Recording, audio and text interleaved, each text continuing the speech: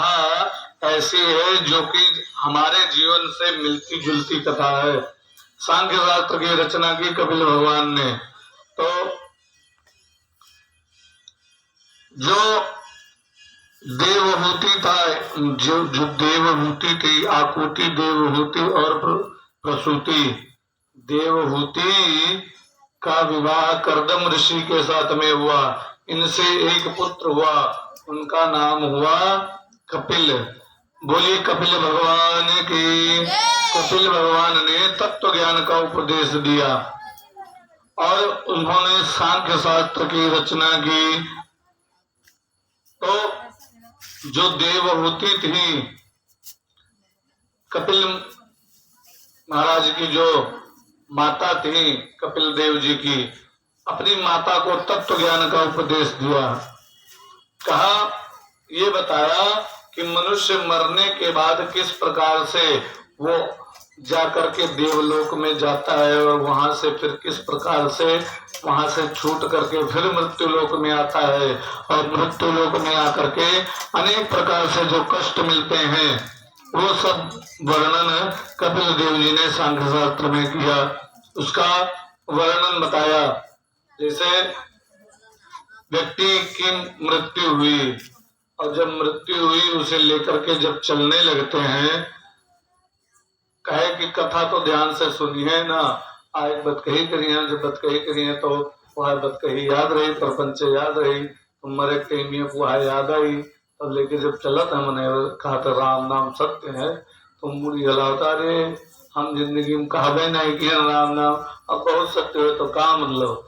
तो ऐसे होता है अंत समय में। तो जब लेकर के जाते हैं उसके बाद उसको जला दिया गया लकड़ी लादिन, और लकड़ी लादे के बाद उसका जो है दाह दे दीन। बिटिए तू लोग काहे अल्लाह बचा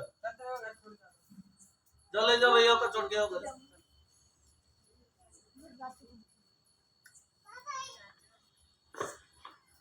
तो किस प्रकार से वो मर करके उसके बाद चला जाता है परम धाम को। तो मरने के बाद उसको लकड़ी में रख करके जलाते हैं, और जलाने के बाद ये पांचों तत्व का जो ये पांच तत्व का शरीर है, ये पुतला है, ये पांचों तत्व में मिल जाता है। ये शरीर जानते हो किन किन चीजों से बना है? अग्नि, वायु, आकाश, पृथ्वी, जल। अब कहेंगे ये पांचों तत्व शरीर में विद्यमान है, चेक करो अपने शरीर के खुद। अभी बताओ, अग्नि तत्व है इस शरीर में। जब ठंडी में है ना, रजाई बढ़ लियो और चाहे जो रजाई बढ़ो, लेकिन जो अग्नि तत्व कम है तो रजाई दाएं दंदा थी जल्दी, तो मुँह का आगे बारे जाते में नहीं खाली मुहा मूंद के और सांस अंदर छोड़ो, बपट दे रजाई दंदा जाती। तो एक मतलब अग्नि तत्व अंदर विद्यमान है, अब रजाई गर्म होती। तो बाकी हुई नहीं गर्म होती, ना रजाई गर्म होती, ना कंबल गर्म होता है। मैंने कह दिया था कि कंबल बहुत गर्म है, लेकिन कंबल उम्बल गर्म नहीं होता है, गर्म होता है शरीर। और ये शरीर धीरे धीरे जैसे बूढ़ा होता जाता है वैसे वैसे इस शरीर की गर्माहट कम होती जाती है। तो ऐसे कहा था पुरानियन मन इनके बड़ा ठंड लागत है, वह दिन भर कोहरे बारे रही है। काहे कि उनके शरीर में जो अग्नि का तत्व है ये कम हो जाता है। अग्नि तत्व ही नहीं, ये सारे तत्व धीरे धीरे कम हो जाते हैं, इसीलिए शरीर जर्जर हो जाता है, थोड़ा थोड़ा कम हो जाते हैं। अब देखो अग्नि तत्व, इसका मतलब अग्नि तत्व है। जब हम लोग शरीर छूते हैं तो कहते हैं अरे बुखार है, जब कहूँ अग्नि तत्व ज्यादा हो गया तब बुखार आ जाता है। और जल तत्व, हम लोग कोई आम खात हो खट्टा खट्टा चटकार मारे के तो तुरंत रा लिया, तो का जल है तब तो रा लिया है, तो क्या मतलब जल भी है। और ये अंदर अपने चेक करना है, बाहर नहीं दिखाई देगा। और फिर बताया अग्नि जल वायु, हम लोग सांस लीन जाते हैं छोड़ा जाता है, तो निरंतर चलता है, सबके चलता है, चाहे सोए जाओ चाहे जागो चाहे जैसे अवस्था में रहो, लेकिन सांस निरंतर चला करती। तो क्या मतलब वायु तत्व भी इस शरीर में विद्यमान है, और चित जल वायु और गगन, गगन का तात्पर्य हुआ आकाश। आकाश ये जो कहते हैं बादल है, बादल के ऊपर कुछ नहीं कि सीधे चले जाओ दूसरे ब्रह्मांड में पहुंच जाओ, लेकिन आकाश की कोई सीमा नहीं है, आकाश बहुत बड़ा है। तो कहा आकाश का तात्पर्य होता है स्पेस, जगह। तो अंदर जगह है तब तो पानी पिया जाता है तो पेट में रहेगा, खाओगा तो पेट में रहेगा। इस प्रकार अग्नि आकाश तत्व में भी विद्यमान है। चित्त जल और पृथ्वी, पृथ्वी जो स्थूल शरीर दिखाई देता है, चमड़ी और इत्यादि, ये पूरा शरीर पृथ्वी का है। चमड़ी हड्डी ये सब पृथ्वी का है। जब जलाया जाता है इस शरीर को, सांख्य शास्त्र की बात है, जब जलाया जाता है तो ये पांचों तत्व में लीन हो जाते हैं।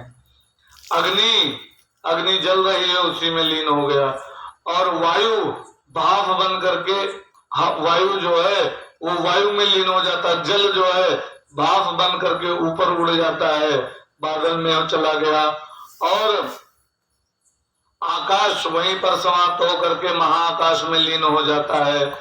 और जो स्थूल रूप में ये पृथ्वी तत्व है वो राखी बन जाता है, वो जो है राखी के रूप में, अर्थात वहां पर भस्म के रूप में हो जाता है। तब वो कहते हैं नदी में छोड़ दो, नदी में छोड़ देते हैं, वहीं में फिर लीन हो जाता है। और इसी प्रकार से फिर संयोग के द्वारा ये सारे तत्व पुनः इकट्ठे होते हैं। और यहाँ तक लिखा है जो वो जल तत्व है जो आकाश में जाता है, वो कुहिरा के रूप में ब्रह्मसूत्र में वर्णन है कि कुहिरा के रूप में वो पृथ्वी पर गिरता है, अब कुहिरा बनकर, और तब वो गेहूं में जाता है। अब गेहूं में जब वो तत्व जाता है और अग्नि तत्व भी चला गया, उसी में सारे तत्व जा करके, उसके बाद वो गेहूं कट करके आता है, उसको पिसाया जाता है, और पिसाने के बाद उसकी जो है रोटी बनाई जाती है। और रोटी बनाने के बाद जब वो पुरुष वर्ग ग्रहण करते हैं तो उनके वीर के द्वारा मात्र के गर्भ में प्रवेश होता है, तब वो माता के गर्भ में रहता है, और माता के गर्भ में रह करके वहीं पर अनेक प्रकार के कष्ट मिलते हैं उसको। माता के जब उदर में रहता है, पेट में रहता है बालक, तो उसको अनेक प्रकार के अंदर कष्ट मिलते हैं। और ये सबके ऊपर बीता है, चाहे जो है सबके ऊपर बीता है, सब लोग माता के गर्भ में रहे। तो नाक के सामने से मल की, मूत्र की नली निकलती है, बड़ी दुर्गंध आती है, लेकिन वो बोल नहीं पाता, अंदर अंदर छटपटाता है।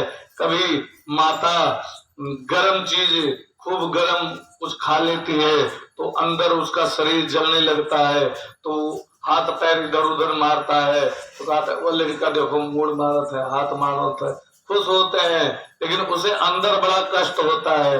कभी तीत खा लेते तो उसको जलन होती है, तब वो परेशान होता है।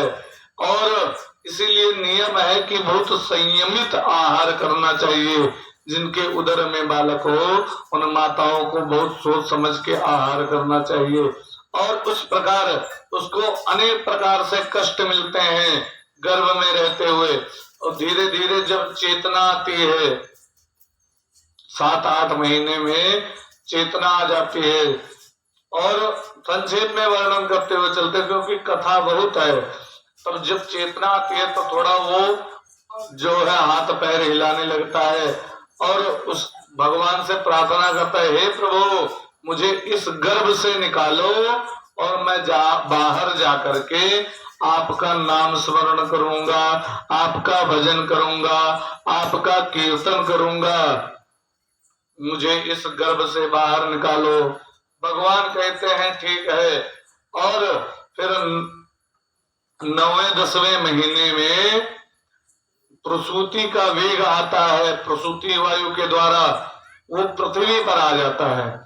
और जब पृथ्वी पर आता है तब बड़ी विचित्र घटना घटती है और वो रोने लगता है, कहता है कहाँ कहाँ, अर्थात कहाँ पहुंच गए, को अहम, कौन है, कहाँ कहाँ। क्योंकि यहाँ जब आता है बालक छोटा तो उसके लिए पूरा संसार अनजान परिवार, तब उसको तावल में लपेट लिया जाता है। और जो अगर नाई रोवत है तो मारी रोवत है। तो ये सबके ऊपर हुआ है, घटित हुआ है।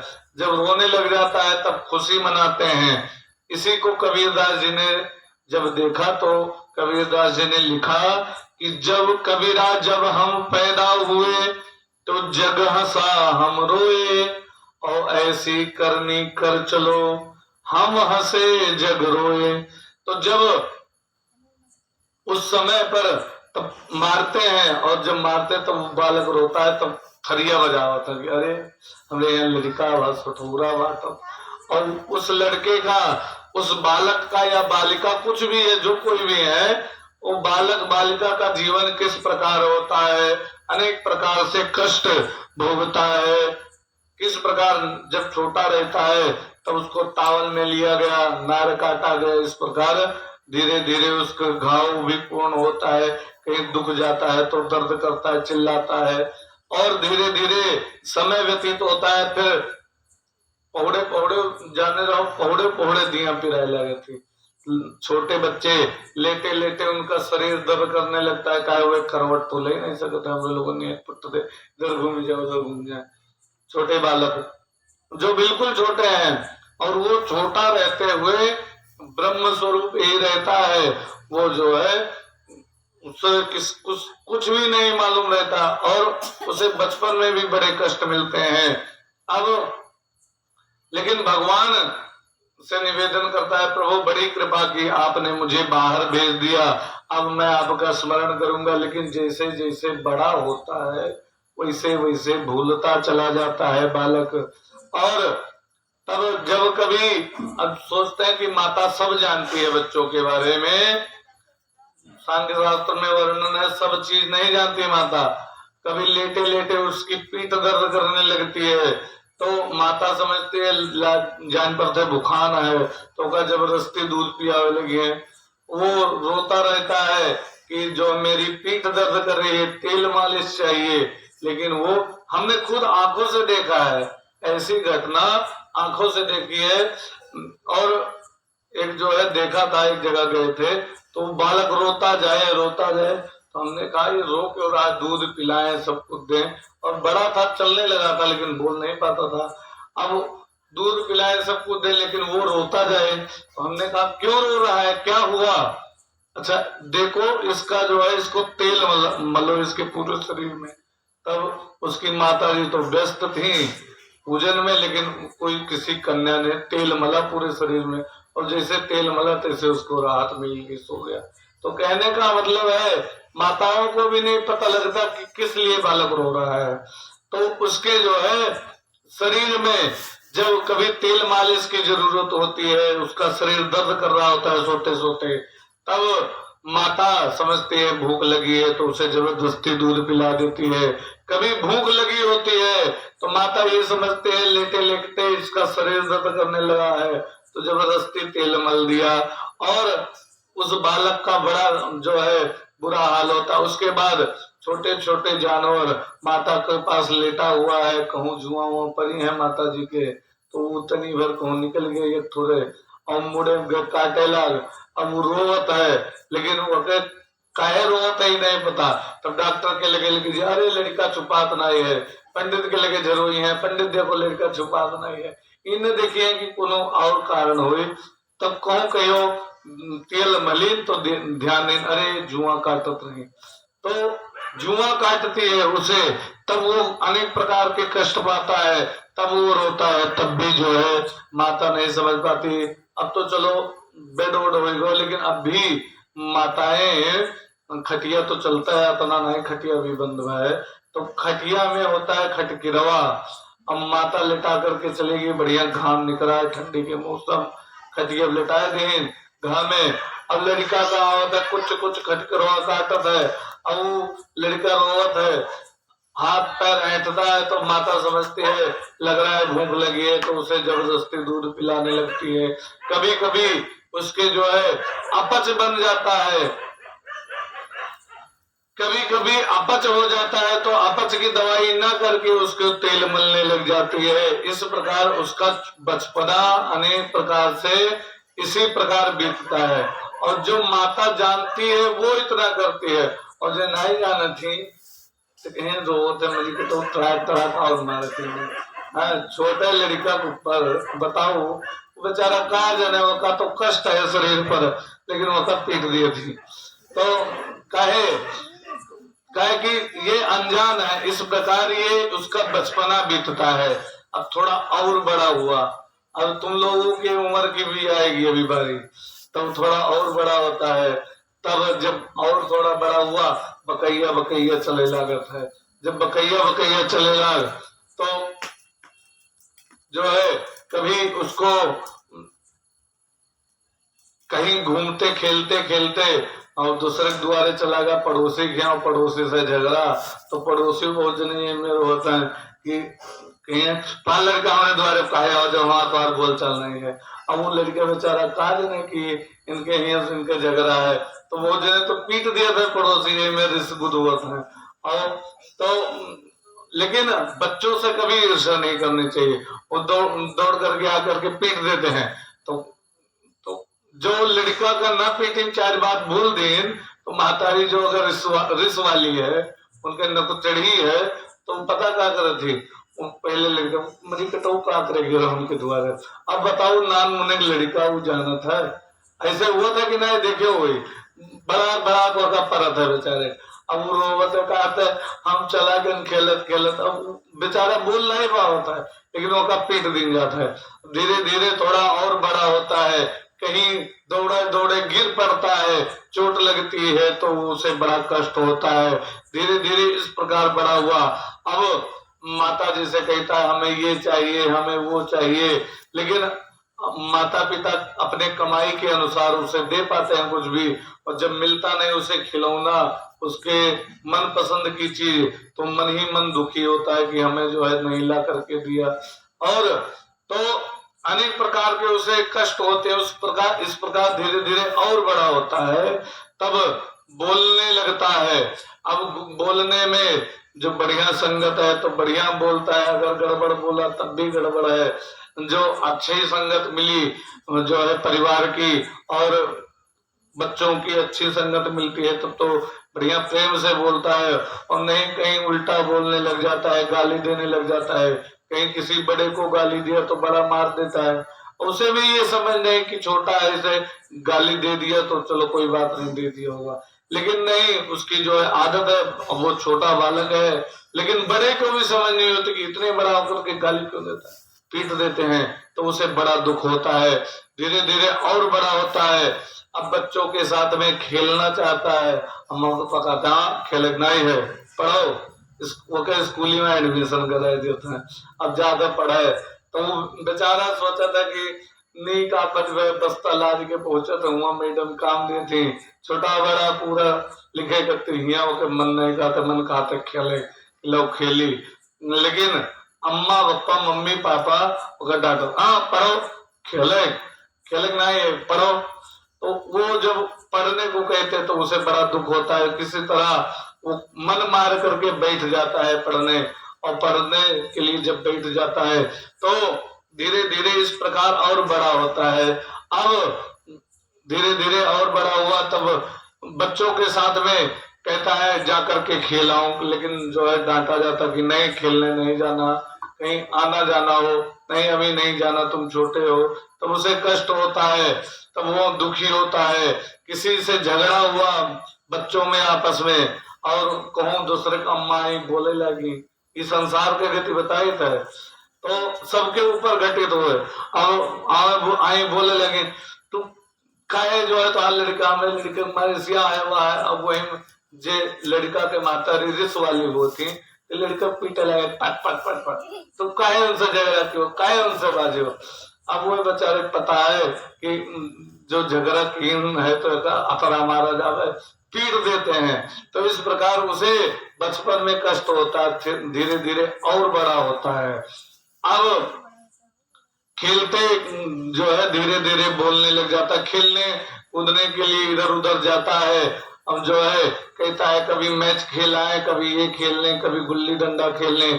तो माता पिता मना करते, नहीं पढ़ना है, खेलने नहीं जाना।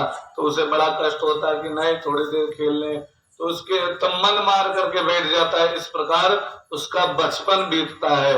और तब थोड़ा जब बड़ा हुआ, समझदारी आई, तो कह देते हैं भैया अभी घर के ही काम तो है, करे खे ई करे खे ई लावे खे, यहाँ जाए वहां जाए।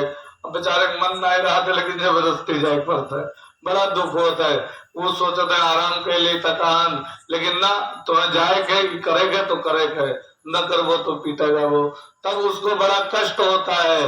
और बड़ा हुआ, अब अम्मा पापा के दिन ब्याह, अब ब्याह के दिन तो घर में जो है पत्नी महोदय आ जाती हैं। पत्नी महोदय कहती हैं हमें ई चाहिए, हमें क्रीम चाहिए, पाउडर चाहिए, लाली चाहिए, लिपस्टिक चाहिए, डेंटिंग पेंटिंग के सामान चाहिए।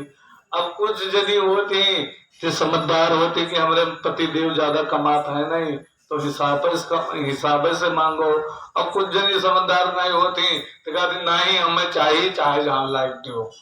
अब वो जो है फिर उसे कष्ट होता है कि जो है हमारा विवाह क्यों कर दिया।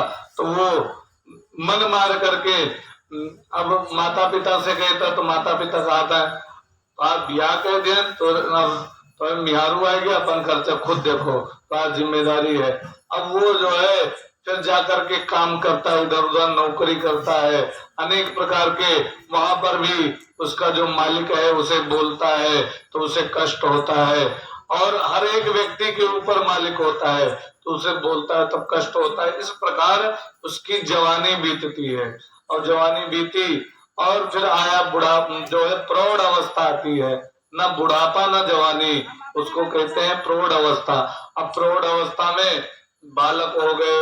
अब बालक का खेल है, उनके बालक की पूरी जिम्मेदारी, उनके कपड़ा लावे, लत्ता लावे, कपड़ा, उनके बस्ता कापी पेन खरीदे के लिए रुपया कमाता है। उसके बाद बच्चों को लगा करके एडमिशन करा करके पढ़ाने की कोशिश करता है और पढ़ाता है अपने हिसाब से अच्छे से अच्छी जगह। और इस प्रकार वो और बड़ा जब होता है तो उसे अनेक प्रकार के कमाई करके लाता है। तब वो जो है परिवार का पालन पोषण करता है। और परिवार का पालन पोषण करके इस प्रकार धीरे धीरे यही करते करते बुढ़ापा आ जाता है। तब बच्चों का विवाह, और उसके बाद फिर बच्चों का विवाह, फिर पतुआ आ जाती, पतुआ का देख रहे जो है फिर उनको बच्चों को समझाना, तुम अब कमाओ, ये करो वो करो। इस प्रकार पूरी उम्र इसी सब में बीत